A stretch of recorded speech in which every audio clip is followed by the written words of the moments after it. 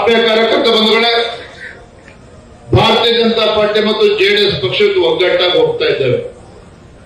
ಅನೇಕ ಜನ ಪತ್ರಕರ್ತರಿಗೆ ಆಶ್ಚರ್ಯ, ಏನಿದು ಬಿಜೆಪಿ ಜೆಡಿಎಸ್ ಒಟ್ಟಿಗೆ ಹೊರಟಿದ್ದಾರೆ ಅಂತ ಹಲವಾರು ಬಾರಿ ಪ್ರಶ್ನೆ ಮಾಡಿದ್ದಾರೆ. ಹಿಂದೆ 2006 ಸಹ ಬಿಜೆಪಿ ಮತ್ತು ಜೆಡಿಎಸ್ ಪಕ್ಷನ ಒಂದೇ ವೇದಿಕೆಯಲ್ಲಿ ಬರ್ತಕ್ಕಂಥ ಕೆಲಸ ಮಾಡಿದ್ವಿ. ಆದ ಸಂದರ್ಭದಲ್ಲಿ ಸೈದ್ಧಾಂತಿಕ ಕಾರಣಗಳಿಂದ ಮಾನ್ಯ ದೇವೇಗೌಡಜಿಯವರ ಆಶೀರ್ವಾದ ಇರಲಿಲ್ಲ. ಆದ್ರೆ ಇವತ್ತು ಮಾಜಿ ಪ್ರಧಾನಮಂತ್ರಿಗಳಾಗಿರ್ತಕ್ಕಂಥ ಸನ್ಮಾನ್ಯ ಶ್ರೀ ದೇವೇಗೌಡಜಿಯವರು ಯಾವುದೇ ಒಂದು ಸ್ವಾರ್ಥ ಇಲ್ಲ, ದೇಶದ ಭವಿಷ್ಯದ ದೃಷ್ಟಿಯಿಂದ ದೇಶ ಭಾರತ ಅಭಿವೃದ್ಧಿಯ ಪಥದಲ್ಲಿ ಮುಂದೆ ಸಾಗಬೇಕು, ಭಾರತ ಇವತ್ತು ಜಗತ್ತಿನ ಅಗ್ರಗಣ್ಯ ರಾಷ್ಟ್ರಗಳ ಸಾಲಿನಲ್ಲಿ ನಿಲ್ಲಬೇಕು, ಈ ದೇಶಕ್ಕೆ ಒಂದು ಉತ್ತಮ ಆಡಳಿತ ನೀಡುತ್ತಾ ಇರ್ತಕ್ಕಂಥ ನಮ್ಮ ಹೆಮ್ಮೆಯ ಪ್ರಧಾನಮಂತ್ರಿ ನರೇಂದ್ರ ಮೋದಿಜಿಯವರು ಈ ದೇಶದಲ್ಲಿ ಮತ್ತೊಮ್ಮೆ ಪ್ರಧಾನಮಂತ್ರಿ ಆಗಬೇಕು ಅಂತ ಹೇಳಿ ಮಾಜಿ ಪ್ರಧಾನಮಂತ್ರಿಗಳಾಗಿರ್ತಕ್ಕಂಥ ದೇವೇಗೌಡಜಿಯವರ ಒಂದು ಇಚ್ಛೆನೂ ಕೂಡ ಅದೇ ಇರ್ತಕ್ಕಂಥದ್ದು. ಹಾಗಾಗಿ ಇವತ್ತು ಬಿಜೆಪಿ ಜೆಡಿಎಸ್ಗೆ ಇವತ್ತು ಆಶೀರ್ವಾದನ ಮಾಡಿದಂತ ಸಂದರ್ಭ ನಾವೆಲ್ಲರೂ ಕೂಡ ಒಟ್ಟಿಗೆ ಹೊರಟಿದ್ದೇವೆ. ರಾಜ್ಯದಲ್ಲಿ ಇವತ್ತು ಕಾಂಗ್ರೆಸ್ ಪಕ್ಷ ಅಧಿಕಾರದಲ್ಲಿದೆ. 9 ತಿಂಗಳಾಗಿದೆ, 10 ತಿಂಗಳು ಕಳೀತಾ ಬಂದಿದೆ. ಹೊಸ ಸರ್ಕಾರ ಬಂದು 10 ತಿಂಗಳಾಗಿದೆ, ಕಾಂಗ್ರೆಸ್ ಸರ್ಕಾರ ಬಂದು 10 ತಿಂಗಳಾಗಿದೆ, ಸಿದ್ದರಾಮಯ್ಯ ಮುಖ್ಯಮಂತ್ರಿಯಾಗಿ 10 ತಿಂಗಳಾಗಿದೆ. ಪಾಪ ಅನೇಕ ಜನ ಹೊಸ ಶಾಸಕರು, ಮೊದಲ ಬಾರಿ ಗೆದ್ದಂತ ಶಾಸಕರು ಬಹಳ ಉತ್ಸಾಹದಿಂದ ವಿಧಾನಸೌಧಕ್ಕೆ ಬಂದಿದ್ದಾರೆ.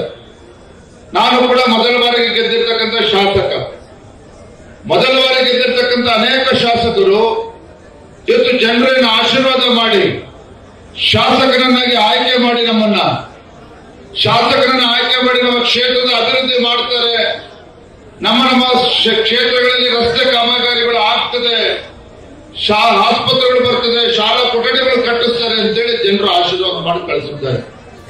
ಆದ್ರೆ ನಿಮಗೆ ಗೊತ್ತಿರಲಿ, ಕಳೆದ 10 ತಿಂಗಳಲ್ಲಿ ನಾವೆಲ್ಲರೂ ಕೂಡ ಶಾಸಕರಾಗಿ ಆಯ್ಕೆ ಆದ ಮೇಲೆ ಒಂದೇ ₹1 ಅನುದಾನವನ್ನು ನಮ್ಮ ಕ್ಷೇತ್ರಗಳಿಗೆ ತೆಗೆದುಕೊಂಡು ಹೋಗೋದಕ್ಕೆ ಸಾಧ್ಯ ಆಗಿಲ್ಲ. ಈ ಕಾಂಗ್ರೆಸ್ ಸರ್ಕಾರ ಸಿದ್ದರಾಮಯ್ಯ ಮುಖ್ಯಮಂತ್ರಿ ಆದ್ಮೇಲೆ ಯಾವುದೇ ಕ್ಷೇತ್ರಕ್ಕೆ ಶಾಸಕರಿಗೆ ಅಭಿವೃದ್ಧಿ ಮಾಡೋದಕ್ಕೋಸ್ಕರ ಒಂದೇ ₹1 ಕೂಡ ಅನುದಾನವನ್ನು ಕೊಟ್ಟಿಲ್ಲ. ಅಂದ್ರೆ ಒಟ್ಟಾರೆಯಾಗಿ ಹೇಳೋದಾದ್ರೆ ಕಳೆದ 10 ತಿಂಗಳಲ್ಲಿ ಕರ್ನಾಟಕ ರಾಜ್ಯದಲ್ಲಿ ಅಭಿವೃದ್ಧಿ ಅಂತಕ್ಕಂಥದ್ದು ಸಂಪೂರ್ಣವಾಗಿ ಮರೀಚಿಗೆ ಹೋಗಿರ್ತಕ್ಕಂಥದ್ದು. ಯಾವುದೇ ಅಭಿವೃದ್ಧಿ ಕೆಲಸ ಕಾರ್ಯಗಳು ಕರ್ನಾಟಕ ರಾಜ್ಯದಲ್ಲಿ ಇವತ್ತು ನಡೀತಾ ಇಲ್ಲ. ಯಾಕೆ? ಕಾಂಗ್ರೆಸ್ ಸರ್ಕಾರ ಮುಖ್ಯಮಂತ್ರಿಗಳು ಹೇಳ್ತಾರೆ ಗ್ಯಾರಂಟಿ ಕೊಟ್ಟಿದ್ದೀವಿ, ಹಂಗ ಅಭಿವೃದ್ಧಿ ಮಾಡೋದಕ್ಕಾಗಲ್ಲ ಅಂತ ಹೇಳ್ತಾರೆ.